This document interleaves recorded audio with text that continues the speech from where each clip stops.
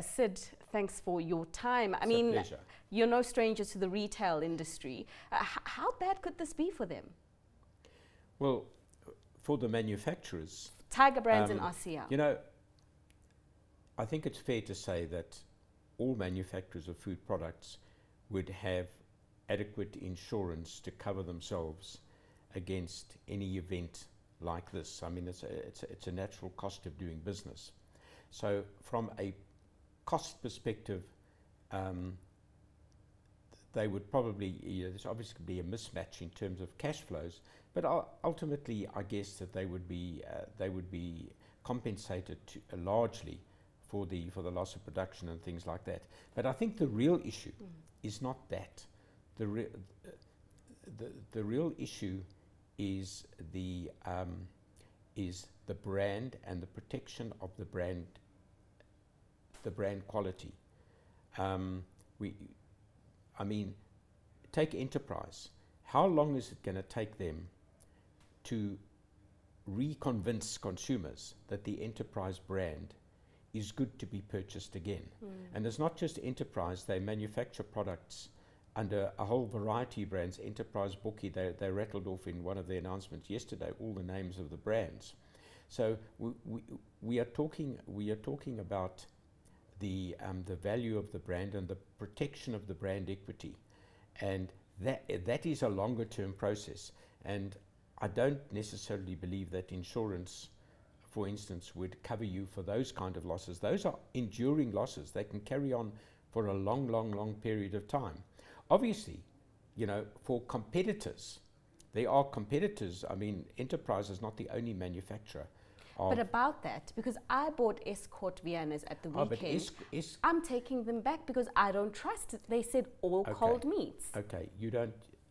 That is an issue. Escort, of course, is a privately owned cooperative that has nothing to do with Tiger Brands at all. That is a kind of rub-on effect that can impact some of its competitors. Maybe there are going to be people who take a view like yourself. There are going to be other people who will just decide, as my wife has decided, we are not buying any processed meat at all. It doesn't matter. She doesn't necessarily look at the brand. And even if it came from an established retailer, private label operator like Woolworths, her decision is, I'm not buying any of this product at all. Of course, for a company like Tiger, Enterprise is just one small part of the largest food manufacturer in Southern Africa. So, it doesn't affect the other 95% of their business. Sure, but Syd, small, but you were talking about retailers or Tiger Brands and RCL possibly having insurance against this. I mean, how far does that insurance go? Because one could argue that the 180 people that lost their lives, the 900 people that are infected and rising, have a good recourse to sue. Yes, they do. And that's probably where the insurance would kick in. I mean, I'm pretty sure that insurance would cover events such as this. I mean, it happens all over the world. This is not the first time. I'm pretty sure this is not the first time it's happened in this country. And it's certainly not the first time it's happened anywhere else in the world. And that's what insurance is all about. You pay large amounts of insurance, you don't have a claim for 20 years, and then suddenly you do have a claim. That's what the whole concept of insurance is all about. But we are talking about protecting the brand equity. That's really where the issue is, because insurance can't cover that. It cannot cover your decision not to buy an Enterprise product, but never mind that, not to buy a product of a competing manufacturer as well. It doesn't cover that. Woolworths would have no claim against insurance because my wife has decided not to buy a product of a competitor, even in this case a private label product, because she's worried about the whole concept. Insurance doesn't cover that sort of thing. And how is a retailer going to prove that every single individual decided not to purchase a competitor's product because of this? But talking about a Woolies, I mean, a Woolies, a Pick n Pay, Shoprite, and the like, they've said that they are, recalling the products from their shelves. So they're protected. Tiger Brands has to pay them. They will send the product back and they will be refunded in full. All right. Okay. the consumer still needs to purchase food.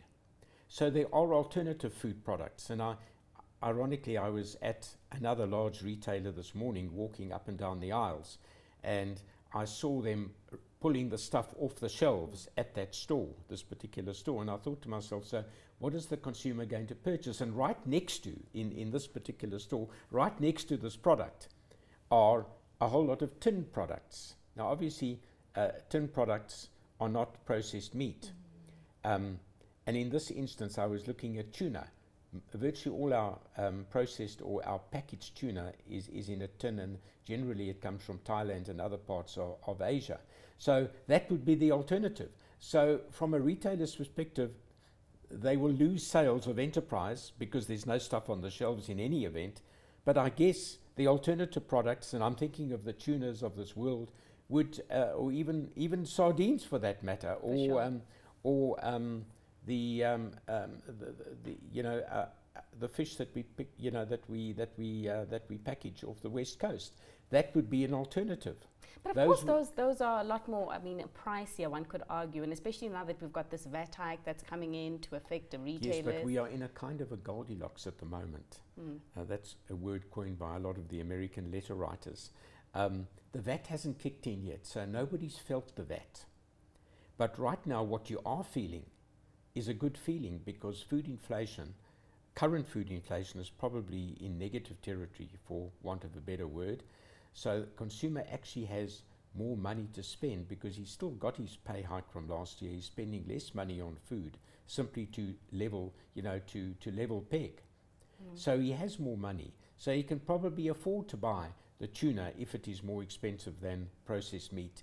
The real problem comes on the 1st of April, right, when the VAT kicks in.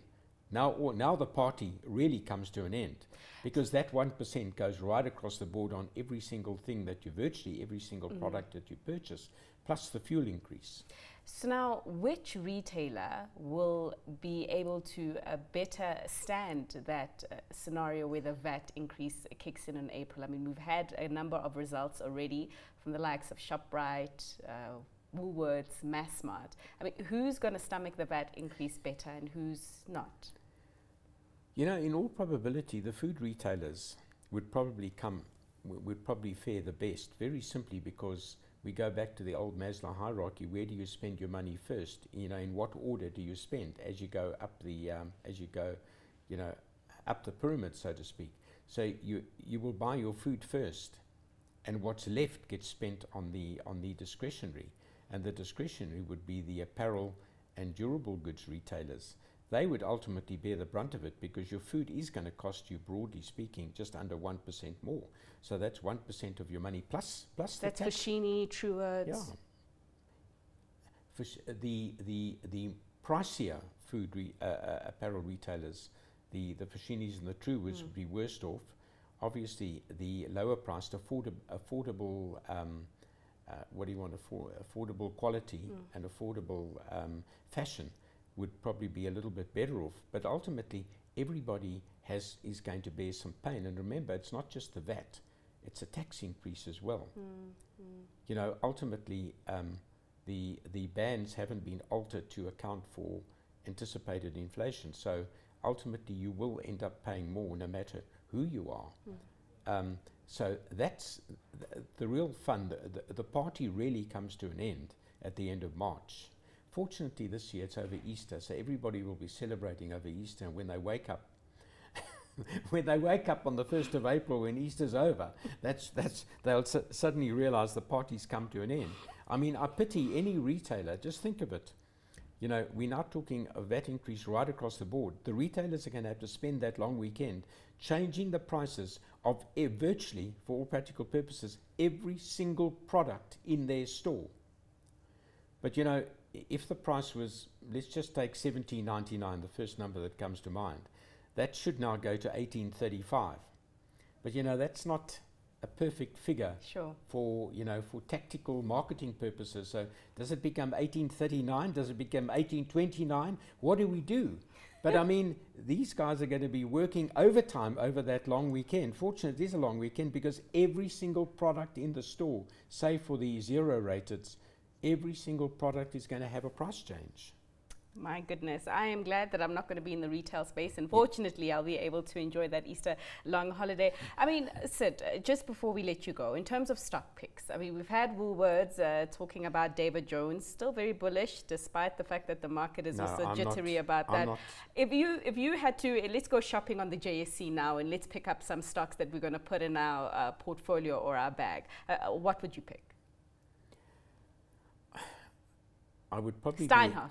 I'm sure that would be you. No, I would probably be happier to be in a food retailer, notwithstanding the fact that those prices have moved up. I think ShopRite is a little bit on the expensive side, you know, on a relative speaking basis. I would be a little bit wary of the apparel because we just don't know how this thing is going to play out. We have another major risk, and that is the government wage negotiations. I mean, if they do end up settling where the Minister of Finance needs them to settle to balance his budget, we are talking about a wage increase somewhat lower than what it has been in previous years. That also has a negative impact. Food retailers have this unique ability with minimal or negative inflation. Trust me, I've seen it for all the years I've been in the industry. They're widening their margins. They make it up by widening the margin. They can afford to widen the margin. And of course, because it's low down in the pyramid structure, you will buy food before you buy some clothing. I think ShopRite's a bit on the expensive side.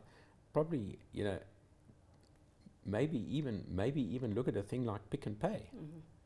Just because on a relative speaking basis, it's probably a damn sight cheaper, and we haven't seen the full impact of the labour restructuring that they implemented sometime last year.